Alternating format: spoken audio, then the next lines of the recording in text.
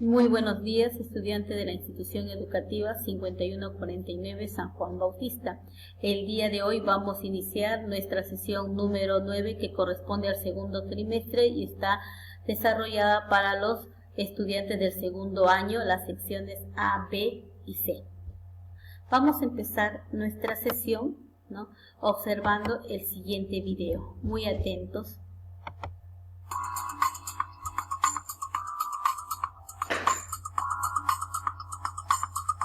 ¿Qué plantea la teoría endosimbiótica? Se presume que en un primer evento de asociación, un organismo tipo bacteria, capaz de respirar aeróbicamente, habría sido incorporado dentro de otra célula, dando origen a las primeras mitocondrias.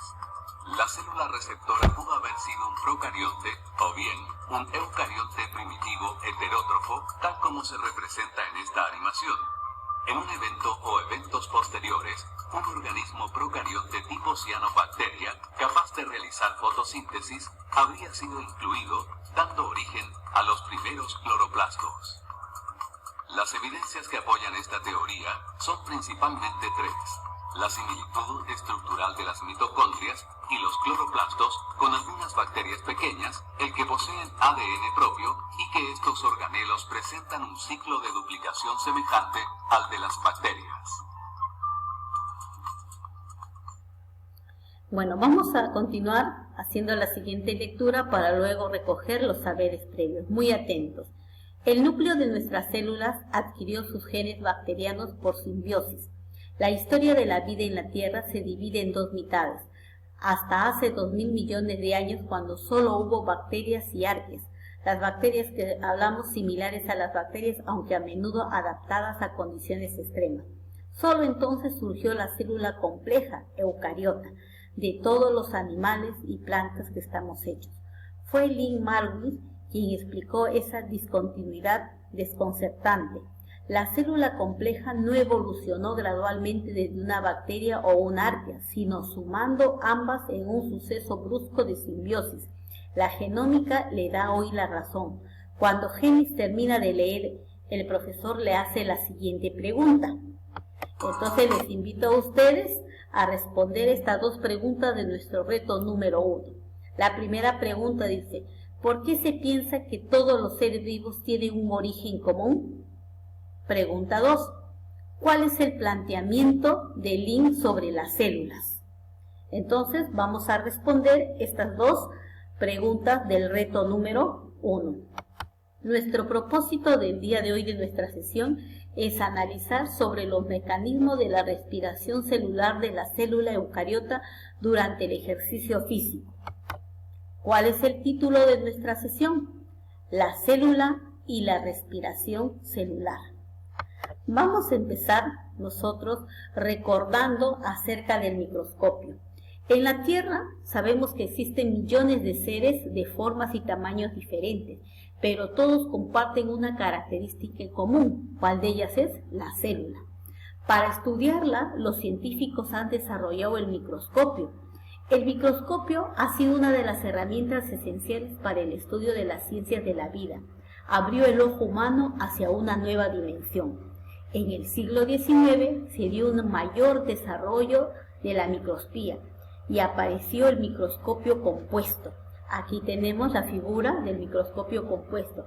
A mediados del siglo XX se inventó otro nuevo tipo de microscopio, que hoy lo conocemos como el microscopio electrónico, capaz de conseguir aumentos hasta en 10.000 veces y gracias al cual es posible observar estructuras aún más pequeñas, incluso poder observar la estructura del interior de organelos de las mitocondrias. Eso es lo que nos permite, ¿no? Gracias a esto, la biología actual ha podido explicar la constitución de los seres vivos tomados como base. ¿Cuál de ellos es? La célula, ¿no? Pero esta célula se basa en tres principios muy importantes o postulados que algunos se conocen. Número 1 es que la célula es la unidad anatómica de todo ser vivo. Estos están formados por una o más células, por eso dice que es anatómicamente. Otra, vamos a hablar de la unidad fisiológica. La célula es la unidad fisiológica de todo ser vivo porque es la parte más pequeña con vida propia y realiza todas las funciones vitales. ¿Cuáles de ellas son? La nutrición, la relación y la reproducción. Y la última, que nos habla de una unidad de origen de todo ser viviente. Toda célula sabemos que procede de otra célula y el material hereditario, ¿cómo pasa? De madres a hijos. Entonces nosotros, ¿qué podemos decir que es la célula? La célula es la base de la vida. Así como encontramos diversidad de organismos, también existe diversidad de células. Y existen principalmente dos tipos de células que ya le hemos visto en nuestras sesiones anteriores, la procariota y la eucariota. Según su estructura, la procariota es simple, no tiene núcleo celular diferenciado, es decir, que su ADN va a estar disperso en el citoplasma, mientras que la eucariota es más compleja, tiene su material hereditario fundamentalmente cerrado en una envoltura nuclear.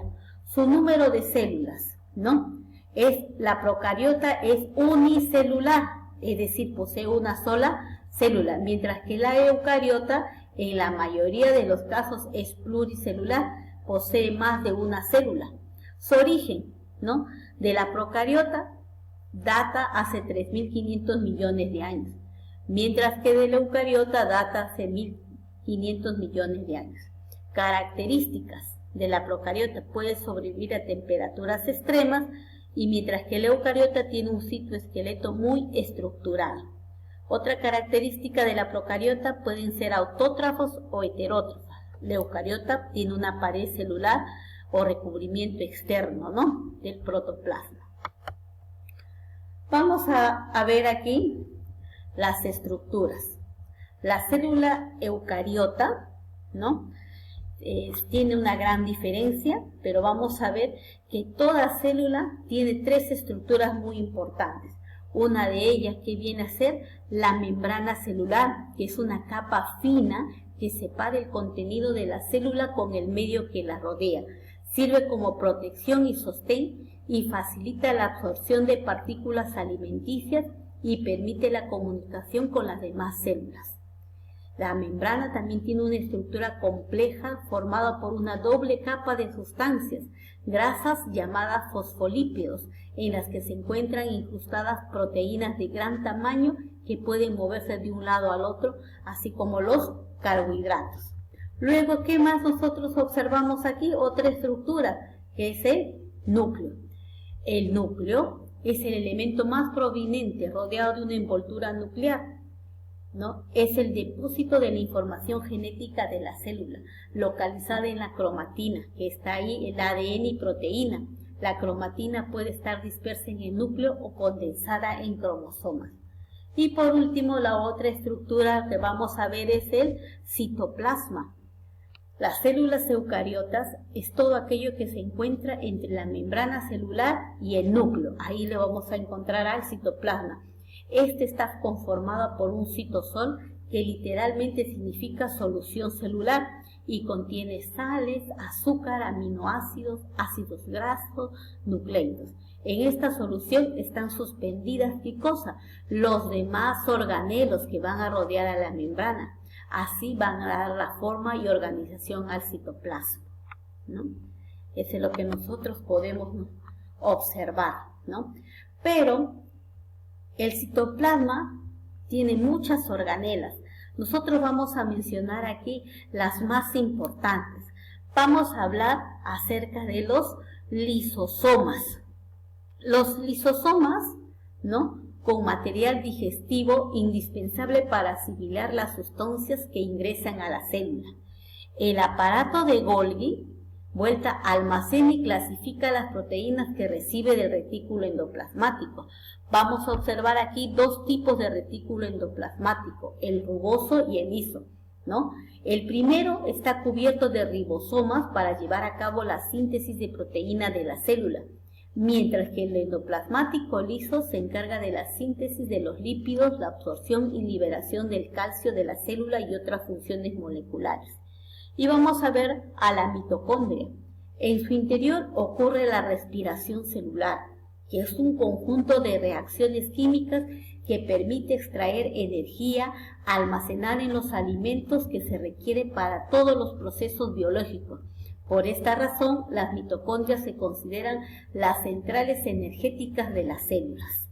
Es muy importante reconocer esto y tenerlo presente. Entonces, vamos a ver ahora lo que es una respiración celular. El intercambio gaseoso, nosotros sabemos que en una respiración celular hay un intercambio de gases que es entre el oxígeno y el dióxido de carbono, ¿no?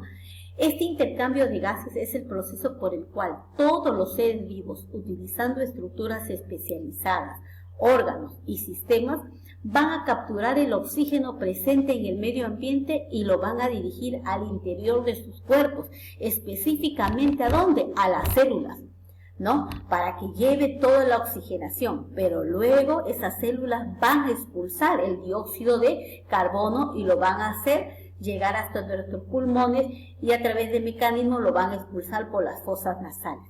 Los organismos que dependen directamente de oxígeno para respirar se les llama aeróbicos, y aquellos cuya respiración ocurre en ausencia, no tienen oxígeno, se les va a llamar anaeróbicos. A partir de toda esta información que ustedes me han escuchado, entonces ahora nos va a permitir definir lo que es una respiración celular. ¿Qué nos dice que es la respiración celular?